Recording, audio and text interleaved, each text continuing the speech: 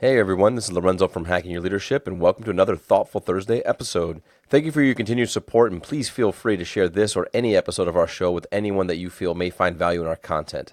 Follow us on Instagram at Hacking Your Leadership, and give us a rating and review on your favorite listening platform. On this episode, I want to talk about fun at work. Now, that may seem silly, but I was having some dialogue with some people the other day about remembering to have fun. And the context was that we were getting very serious about things that we are responsible for. We were talking about strategy. We were talking about the things that needed to get done. And when you have passionate people that all are aligned on trying to achieve a common goal, and there may be hurdles or there may be things that are delaying the success that you want to have, conversations can get pretty serious pretty quick. What I wanted to remind everybody about was like when you sign up for a job, especially if you are a leader of people, especially if you work for an organization, what you're saying is that I want the responsibility. I want the chance to work through some potential hurdles or, hard spots. I want to be able to bring a team along and personally own the ability to get to a result and to bypass a milestone that may be very, very challenging. And that really and truly is the expectation of leadership, that you are personally accountable for the development of others. And that means many times that you have to challenge people and push people and give them the opportunity to understand what you're trying to achieve in the bigger picture. And that can be difficult sometimes. Change can be hard for everybody, including leaders. It's a lot more fun when you are taking on a challenge head on and when you're helping people achieve it and when you're watching the results or the output get better and better day after day. It's a lot more fun when you're able to celebrate with your employees or your peers when you are finding some success or you are cracking the code or you are finding solutions that are helpful and you're innovating on things that maybe you'd never tried before, but now you're finding some success in. So there's a lot more fun in regards to working through challenge if you look at it that way.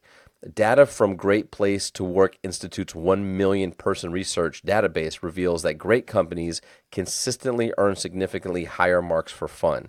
So in other words, if people are rating a company as great, they're also saying they're having a lot more fun at work. And I would completely believe that.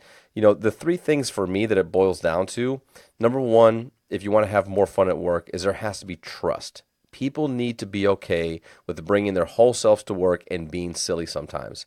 They also must know that if they cross the line, someone will pull them back and not hold it against them. That's a big thing. Look, I can share with you openly and honestly, I've been told in my past and even my probably current that I can tend to overuse humor sometimes. And for me, that's a connection point. It's a lot more fun to have people laugh. It's a lot more fun to kind of break the ice in a room. It's a lot more fun to kind of remind people of what we're here for. But that can be difficult, when I maybe overuse it or I use it too much to my advantage as opposed to staying in the space where maybe the dialogue does have to be serious and we do have to work through some things. The second thing that you've got to have to be able to make sure you can have fun at work with your team is honesty. There must be consistent dialogue about performance, successes, and opportunities. If people don't know where they stand, it's hard to have the space to goof off every once in a while. The third thing is inclusion. You can't have fun if you're watching from the sidelines, and people must feel confident about stepping into dialogue without being a stranger trying to understand an inside joke. We've all been there before where you walk up or you're talking to a group of friends or somebody at work, say, oh, and then people are laughing and you want to see what's going on. And they're like, oh, no big deal, inside joke, right? And it's almost harder for them to spend the time explaining to you what the situation is and why it's funny than it is just kind of moving on.